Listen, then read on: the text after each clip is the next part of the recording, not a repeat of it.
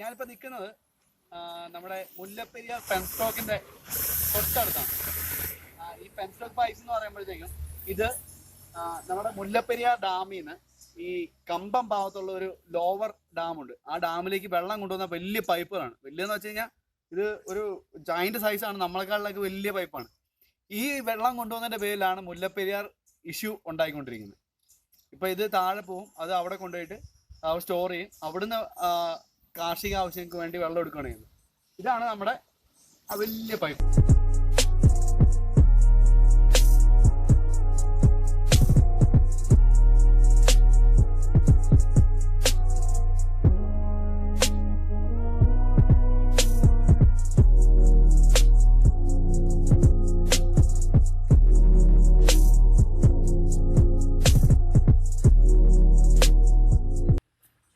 ഇതാണ് ഒരു penstock pipe.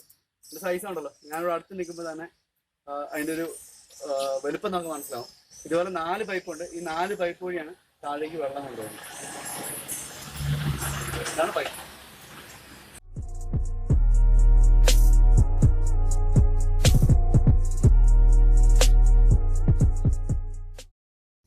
അപ്പോൾ നമ്മുടെ മുല്ലപ്പെരിയാറിൽ നിന്ന് സ്റ്റാർട്ട് ചെയ്യുന്ന ഈ പെൻസ്റ്റോക്ക് പൈപ്സ് നേരെ താഴെ ചെല്ലുന്നത് ഹൈഡ്രോ ഇലക്ട്രിക് പ്രോജക്റ്റിലേക്കാണ്.